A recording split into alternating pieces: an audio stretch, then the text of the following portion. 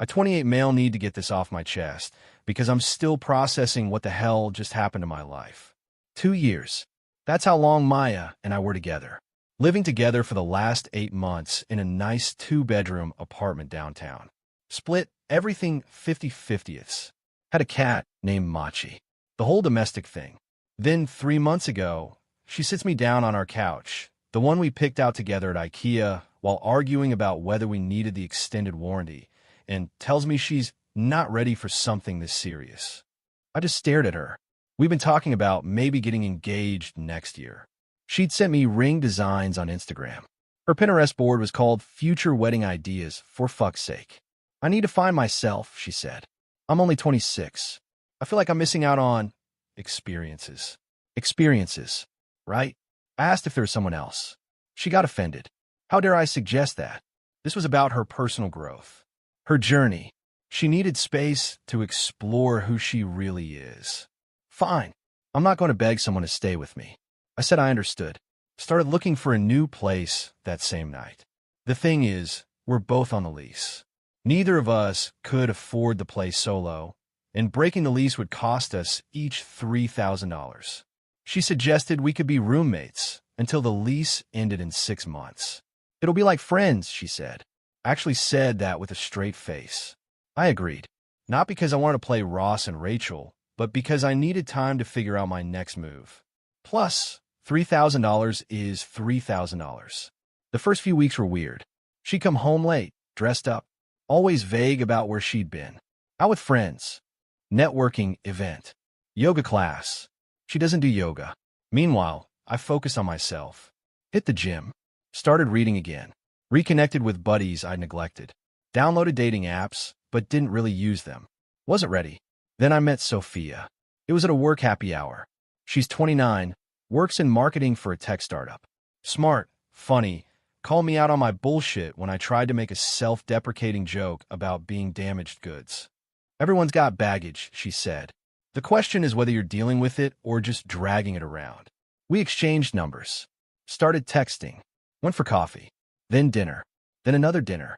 I wasn't looking for anything serious. Told her about my situation up front. Living with my ex, the whole mess.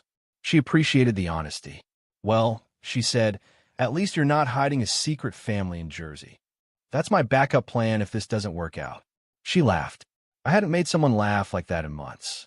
We kept things casual. But casual turned into, I really like spending time with you, which turned into I haven't felt this comfortable with someone in a long time. Maya noticed something was different. I was happier.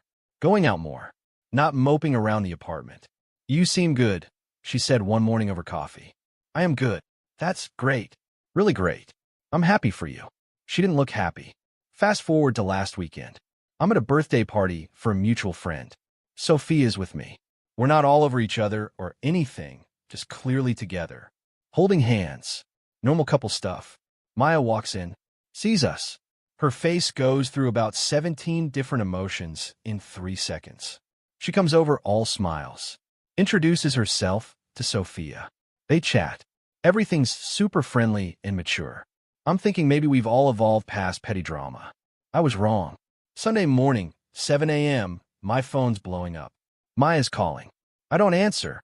I'm asleep. She calls again and again. Finally, I pick up. She's sobbing.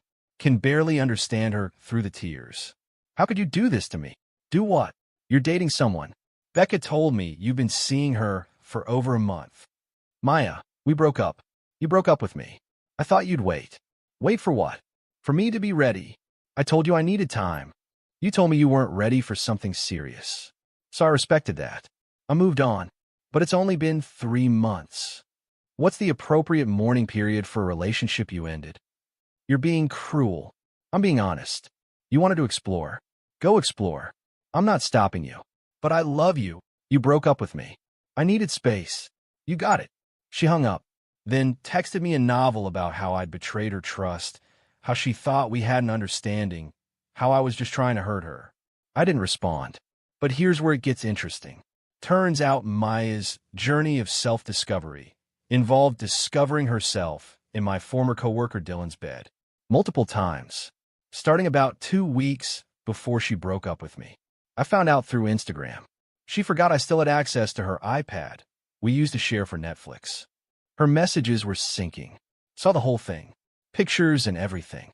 The yoga classes, dick appointments, the networking events, dick appointments, the out with friends. You get the pattern. But here's the kicker, Dylan. He's been in a relationship for 3 years. His girlfriend had no idea. So I did what any rational person would do. Nothing. I screenshot everything, saved it to a folder labeled Taxes 2023, and went about my life. Because here's what I realized. Maya thought she was playing 4D chess. Break up with me, keep me as a backup while she fucked around, then eventually come back when she was ready. I'd be there waiting like a loyal golden retriever, because where else would I go? She didn't expect me to actually move on, to meet someone, to be happy. And she really didn't expect me to find out about Dylan. Update 1. Things got worse. So remember how I said I did nothing with those screenshots? That was true, for about a week. Then Dylan's girlfriend, Priya, DM'd me on Instagram. I guess in her paranoia, she'd been doing a deep dive on his social media and saw an old tagged photo of us from a work thing.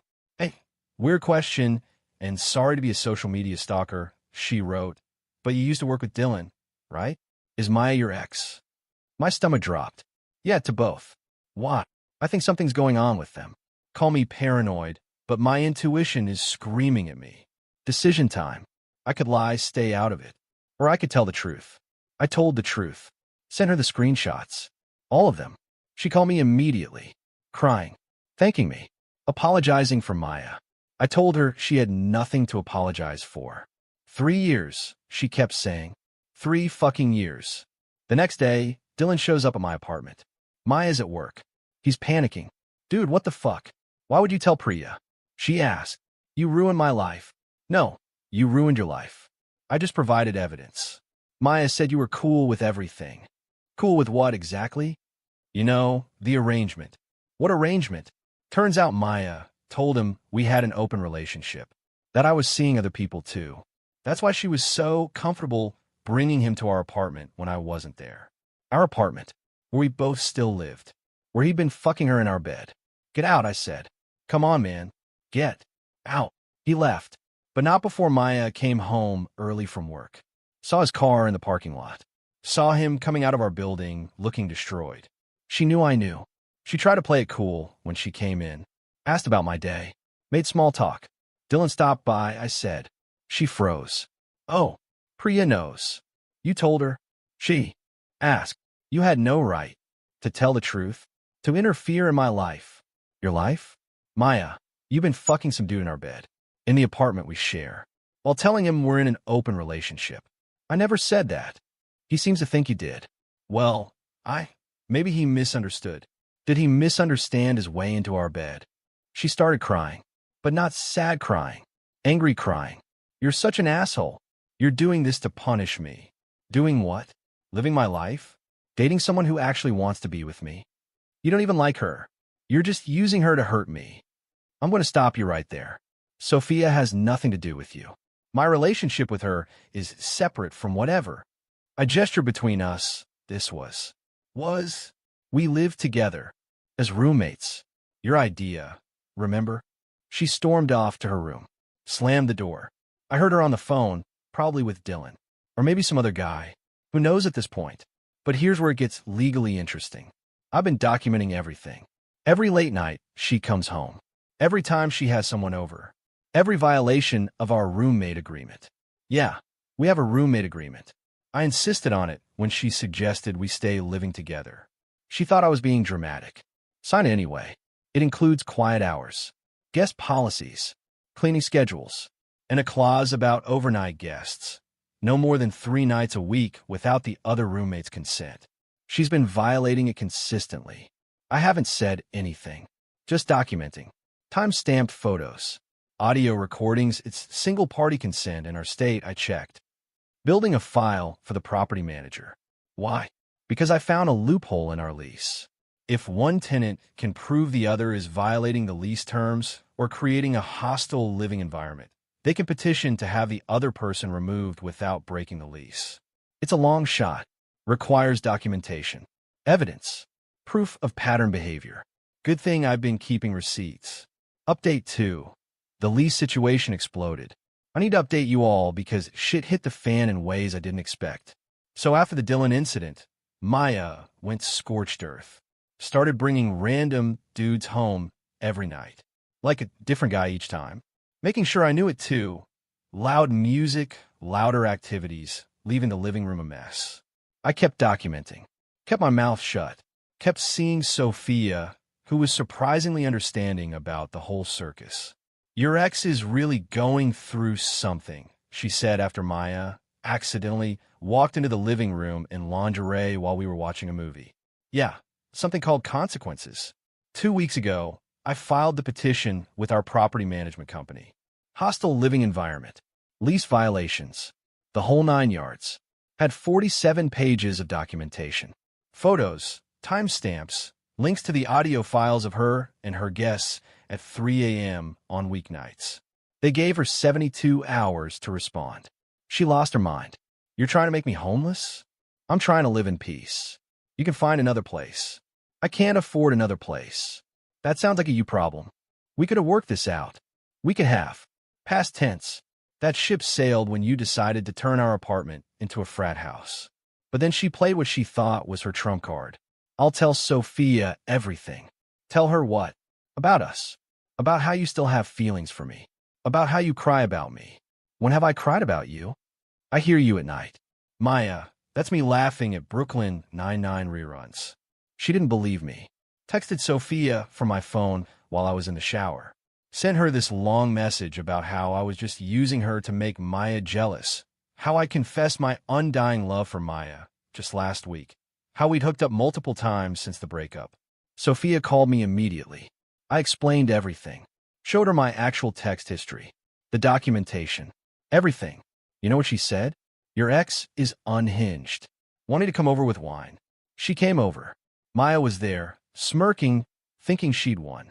Sophia walked in, looked at Maya, and said, "Oh, honey, no. Just no." Then she proceeded to psychologically dissect Maya for 15 minutes straight. I just stood there, mouth probably hanging open. It was like watching a surgeon at work. You're not upset he moved on, Sophia said, calm as anything. You're upset you lost control. This was never about love or missing him. It's about ego. You thought you could keep him as a backup while you played the field, and now you're throwing a tantrum because he didn't follow your script. Maya, try to interrupt. Sophia held up a hand. I'm not done. You know what your problem is? You think you're the main character in everyone else's story. But here's the truth. In his story, you're just the ex who couldn't handle her choices. And in my story, you're barely a footnote. Maya looked at me, desperate. Are you going to let her talk to me like that? She's not wrong. Maya grabbed her purse and left. Came back an hour later with her brother and his pickup truck. Started moving out that night. But here's the twist. She didn't go quietly. She called our property manager. Told them I was harassing her. That I was the one bringing people over. That I'd threatened her. They investigated. Asked for her evidence. She had none. I had 47 pages. They sided with me, but, and here's where it gets complicated, they also decided they didn't want either of us as tenants anymore. Too much drama. They gave us both 30 days to vacate. No lease-breaking fee, but we forfeit our security deposits. I was furious at first. Then I realized I wanted out anyway. This was my chance to start fresh. Maya, on the other hand, flipped out. Started posting on social media about how I'd made her homeless. How I was an abusive ex. How I'd manipulated the situation. People who knew the real story called her out. She deleted the posts. Made new ones. Deleted those too. Last I heard, she's staying with her parents. Dylan somehow convinced Priya to take him back. And I found a great one-bedroom closer to work. Update 3. The final chapter. It's been a month since I moved into my new place. Thought this drama was over. I was wrong. Last week, after Maya's social media meltdown had died down, I get a text from an unknown number. It's Maya's mom. I saw the things Maya was posting online and the comments from her mutual friends, she wrote. I need to know your side of the story. Can we talk? It's important. I almost ignored it. But curiosity won. I called her. Turns out, Maya's been telling her family a very different version of events. According to her, I cheated first. I was abusive. I got her kicked out of the apartment out of spite. the whole 9 yards. But her mom isn't stupid. She'd seen the public posts and noticed the inconsistencies when Maya couldn't keep her story straight. "I just want to know the truth," her mom said. "She's my daughter, but something doesn't add up." So I told her everything, even offered to send the documentation. "That won't be necessary," she said. This explains a lot. Maya's always had trouble with accountability. Then she dropped a bomb. "Did you know she's been doing this since high school?" Apparently, Maya has a pattern. Date someone, get bored, line up the next guy, create drama to make herself the victim, rinse and repeat. Her mom's been watching it for over a decade. "I hope she'd grown out of it," her mom said. "I'm sorry you got caught in it." I thank her for calling and thought that was that. But yesterday, I get a LinkedIn notification. Maya viewed my profile. Then another notification. She viewed it again and again, 7 times in one day. Then came an email. Subject line, "Can we talk?" I almost deleted it, but I read it. She misses me. She made a mistake. She's been in therapy for 2 weeks. She's changed. She realizes now what we had was special. She wants to meet for coffee, to apologize properly, to see if maybe, possibly, we could try again. Oh, and she mentioned she saw I was still with that girl, but that she respected my choices and just wanted closure. I forwarded the email to Sophia. Her response? The audacity is almost impressive. Almost. I haven't responded to Maya. Don't plan to. There's nothing to say. But this morning, I woke up to 17 missed calls. All from Maya. And a text. "I saw you read my email. The least you could do is respond. I know you're home. Your car is in your parking spot. She knows where I live. She's been driving by my new place." Another text. "I'm not stalking you. I was in the neighborhood." Then, "Can you just tell me if you're happy? I need to know." Then, "I'm sorry. Ignore those texts. I'm just having a hard time." Then, "Actually, no. I deserve a response. We were together for 2 years." Then, "Fine. Be with your rebound. She'll never love you like I did." I blocked her number, but she called from her work phone, left a voicemail about how blocking her was immature and proved I still had feelings. Sophia suggested I get a restraining order. I'm considering it. But the craziest part? Last night, I went for a beer at this place near my old office. And of all the gin joints in all the towns, I run into Dylan, sitting at the bar alone. He apologized for everything. Bought me a beer. We actually talked. Turns out, Maya pulled the same shit with him. Told him Priya was controlling. That their relationship was basically over. That he deserved better.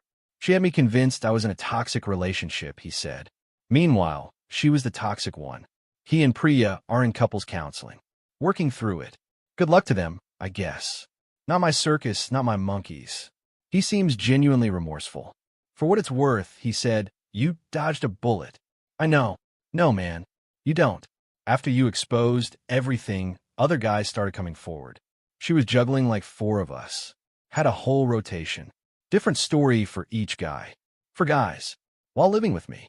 While telling me she loved me that morning in the kitchen. I went home and looked at old photos of us. Tried to see the red flags I missed. They were there. The way she'd guard her phone. The sudden new interests that would disappear just as quickly. The friends she'd mentioned once and never again. Sophia found me going through them. You okay? Yeah, just processing. It's okay to mourn the relationship you thought you had. I don't think I'm mourning. I think I'm just amazed. How'd I not see it? Because you're not a manipulative person. You don't think like that. It's not a weakness. It's actually pretty nice. She's right.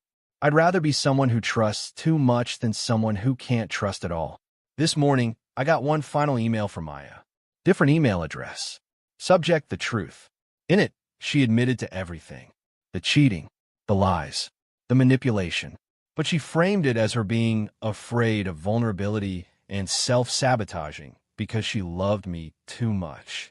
She ended with, "I know you'll never forgive me, but I need you to know that what we had was real." At least for me. I didn't respond, but I did forward it to her mom, who had asked me to let her know if Maya reached out again. Her mom's response was short. "We're getting her help. I'm so sorry." So that's where things stand. I'm in my new place, still with Sophia, who's been incredible through all this. Maya's hopefully getting the help she needs. And I'm just living my life. It's quieter now, calmer. I can watch Brooklyn Nine-Nine without someone accusing me of using it as emotional warfare. The trust issues will take time to work through. The paranoia every time Sophia's phone buzzes. The reflex to check her story against reality. But I'm working on it. We both are. Because here's what I learned. When someone tells you they're not ready for something serious, believe them, even if they don't believe it themselves. And when someone shows you who they really are, believe that too. The first time, not the 17th. Edit. Since some of you asked, yes, Machi the cat is with me. Maya tried to claim she bought all his stuff, but I had the receipts. Literally. He's currently sleeping on my keyboard as I type this.